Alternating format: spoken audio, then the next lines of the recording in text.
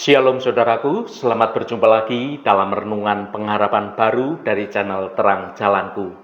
Senantiasa saya berharap Anda semua tetap bersemangat, penuh sukacita, dan memiliki kerinduan untuk semakin mendekat di dalam hadirat Tuhan.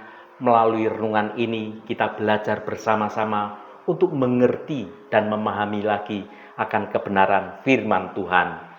Hari ini saya akan menyampaikan renungan dengan judul Memancarkan Kasih Ilahi. Namun sebelum kita mendengarkan renungan ini, mari kita awali dengan berdoa terlebih dahulu. Bapa di surga, kami bersyukur atas waktu yang indah yang Engkau berikan ini. Kami saat ini bersekutu di hadapan-Mu untuk merenungkan kasih-Mu yang tanpa batas. Bukalah hati dan pikiran kami ya Roh Kudus, agar kami dapat memahami kedalaman kasih ilahi yang telah Engkau curahkan dalam hidup kami. Mampukanlah kami untuk dapat melalui renungan ini, untuk tidak hanya menerima kasih itu, tetapi juga menjadi saluran kasih-Mu untuk memancarkan kepada sesama kami.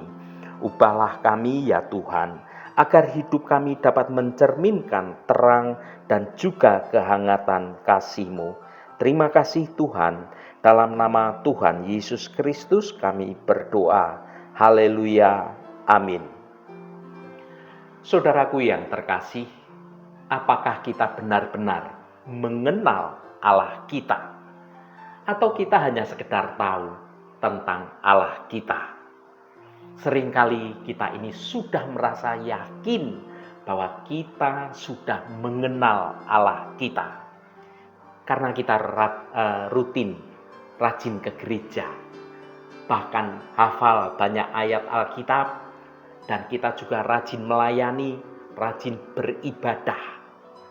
Namun, Alkitab memberikan satu tolok ukur yang sangat jelas dan tidak terbantahkan untuk menguji kebenaran pengenalan kita akan Tuhan, yaitu kasih. Rasul Yohanes menulis dengan sangat tegas, sangat jelas. Barang siapa tidak mengasihi, ia tidak mengenal Allah.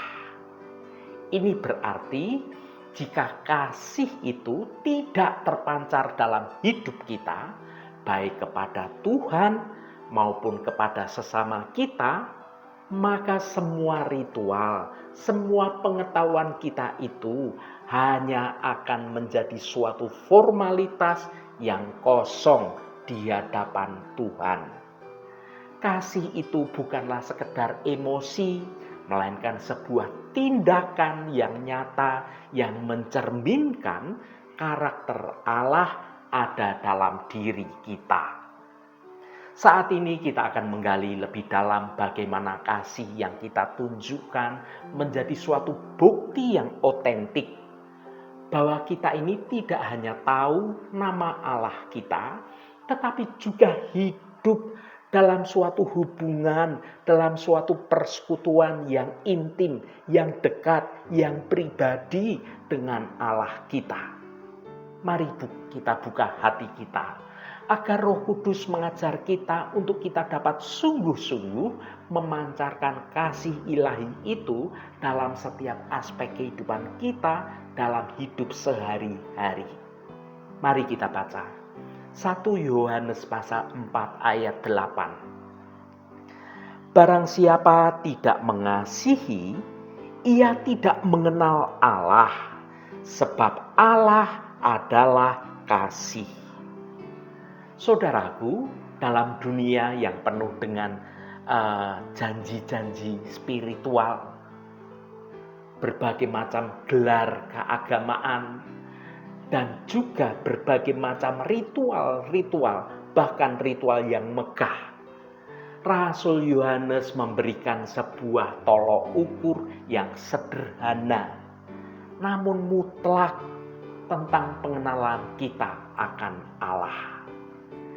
Dalam 1 Yohanes pasal 4 ayat 8 memberikan ruang yang tidak abu-abu, yaitu Barang siapa tidak mengasihi, ia tidak mengenal Allah. Mengapa demikian? Karena alasannya sungguh tidak terbantahkan, yaitu Allah adalah kasih. Saudaraku, banyak dari kita mungkin merasa tahu banyak tentang Allah. Kita tahu bahwa Allah Maha Kuasa. Kita tahu bahkan kisah-kisahnya di dalam Alkitab. Kita juga tahu rumus-rumus atau doktrin yang benar. Kita bisa berjam-jam membahas sifat-sifat Allah, bahkan berdebat secara teologi yang rumit tentang Allah. Namun, Rasul Yohanes memaksa kita untuk melihat melampaui segala pengetahuan intelektual ini, melampaui sekedar informasi yang kita kumpulkan di dalam kepala kita. Mengenal Allah dalam konteks Alkitabiah adalah jauh lebih dari sekedar daripada yang namanya tahu. Kata Yunani yang digunakan di sini adalah ginosko. Seringkali merujuk pada pengenalan yang intim, sangat personal dan berdasarkan dengan pengalaman. Artinya kita mengenal dalam pengalaman kita menjalani hidup ini, kita mengenal Allah kita. Itu adalah salah satu jenis pengenalan yang dapat mengubah cara hidup kita, mengubah cara kita bertindak setelah kita mengenal Allah. Jika Allah adalah kasih, maka mengenal Dia berarti memiliki kasih-Nya yang mengalir dalam hidup kita. Jika kita hanya tahu tentang kasih-Nya, tetapi tidak mempraktekkannya, maka pengenalan kita itu hanyalah suatu ilusi belaka. Kita ibarat seorang ahli di bidang biologi yang bisa menjelaskan struktur bunga mawar secara detail. Tetapi kita belum pernah memegang bunga mawar, mencium aromanya, dan merasakan tajamnya durinya. Saudaraku yang dikasihi Tuhan, kasih bukanlah sekedar emosi yang manis. Kasih yang dimaksudkan oleh Rasul Yohanes adalah kasih agape, kasih tanpa syarat, kasih yang mau berkorban, dan kasih yang mencari kebaikan orang lain. Jenis kasih yang Allah tunjukkan kepada kita melalui Yesus Kristus. Jika kita telah benar-benar bertemu dengan Allah dalam kasih Tuhan itu, kasih itu pasti akan memancar keluar dari hidup kita melalui perkataan, melalui perbuatan, melalui sikap, melalui pikiran kita. Kasih yang kita terima tidak dimaksudkan untuk kita simpan bagi diri kita sendiri, melainkan untuk dibagikan kepada sesama kita. Kasih menjadi stempel keaslian kekristenan kita. Tanpa kasih, semua kegiatan keagamaan yang kita lakukan itu hanyalah bunyi gong yang berkumandang dan canang yang gemerincing.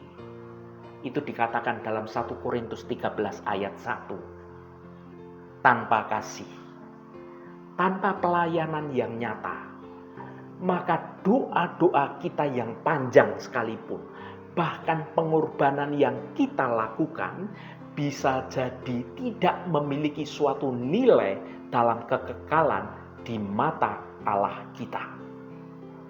Coba tanyakan pada diri sendiri, apakah kasih agape Kristus benar-benar mendorong cara saya melakukan pasangan saya, melakukan anak-anak saya, dan melakukan sesama yang ada di sekitar saya?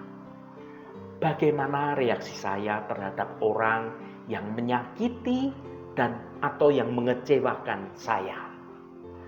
Apakah saya cenderung membalas dendam lebih berat lagi, atau justru mencari suatu rekonsiliasi dalam kasih?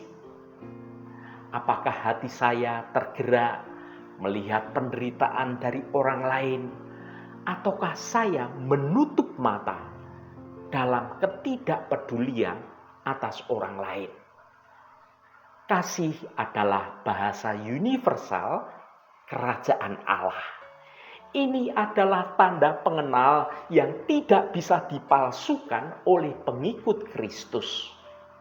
Saudara dapat baca di dalam Yohanes 13 ayat 35. Memancarkan kasih ilahi itu berarti yang pertama, mau mengampuni sesama.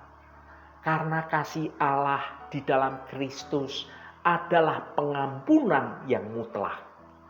Yang kedua, melayani tanpa pamrih.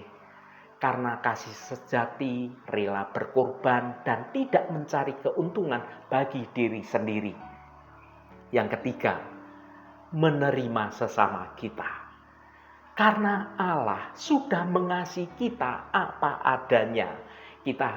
Maka kita harus mau menerima sesama kita juga apa adanya. Termasuk saat mereka itu berbeda keyakinan, berbeda latar belakang, berbeda status sosialnya.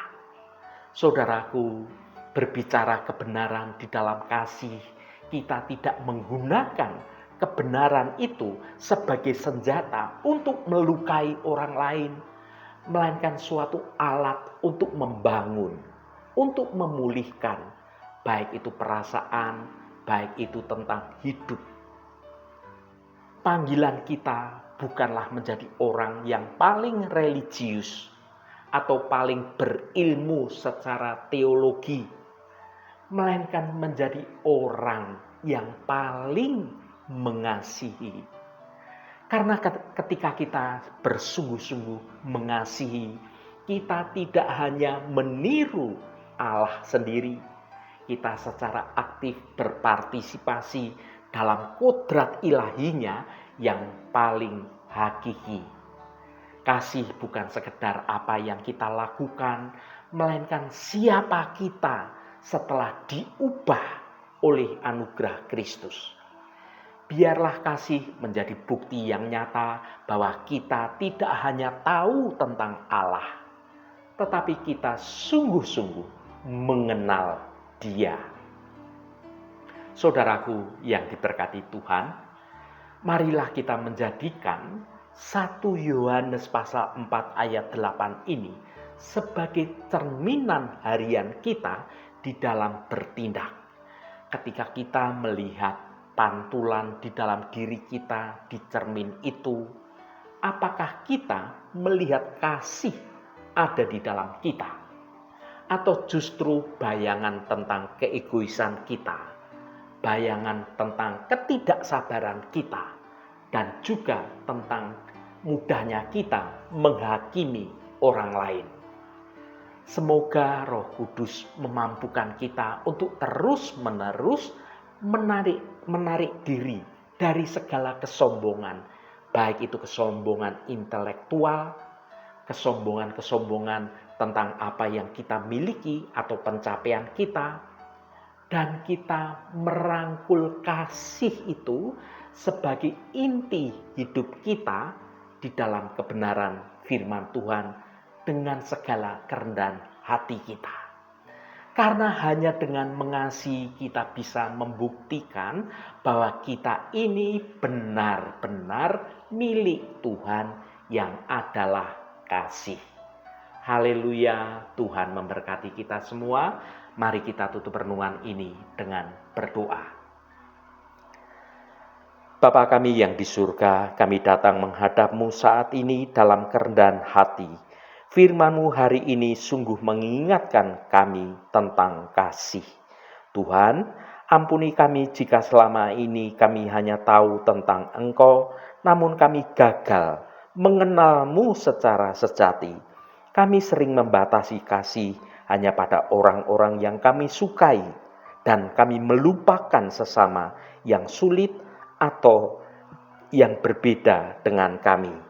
Ya Tuhan, biarlah Roh Kudus-Mu akan menolong kami agar kasih menjadi tolok ukur yang utama dalam hidup kami. Biarlah setiap tindakan, setiap perkataan, dan setiap pikiran kami memancarkan kasih-Mu yang tanpa syarat. Ajar kami untuk mengasihi seperti Engkau sudah mengasihi kami dengan tulus, dengan murah hati, dan tanpa pamrih. Kami rindu agar orang-orang dunia melihat Engkau, Sang Kasih itu sendiri melalui hidup kami sehari-hari. Terima kasih Tuhan, segala hormat, pujian, dan ucapan syukur hanya bagi Engkau Allah yang kudus. Saudaraku, bukalah hatimu dan tengadahkan tanganmu. Terimalah berkat Tuhan. Tuhan memberkati engkau dan melindungi engkau. Tuhan menyinari engkau dengan wajah-Nya dan memberikan kasih karunia. Tuhan menghadapkan wajah-Nya kepadamu dan memberikan damai sejahtera. Berkat anugerah dari Bapa Surgawi, cinta kasih karunia dari Tuhan Yesus Kristus, dalam persekutuan dan penghiburan Roh Kudus, menyertai kita semua sekarang ini dan sampai selama-lamanya. Dalam berkat Tuhan Yesus Kristus, haleluya, amin.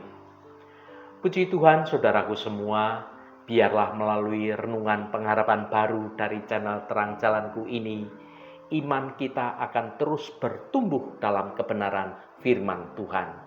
Saudaraku, saya sangat senang sekali dan berterima kasih jika Anda berkenan memberikan komentar pada konten video ini dan bagikan renungan ini pada teman atau saudara dan sahabat Anda semua. Biarlah melalui renungan ini dapat menjadi berkat bagi teman dan sahabat Anda semua. Terima kasih saudaraku, sampai bertemu kembali. Shalom, Tuhan memberkati.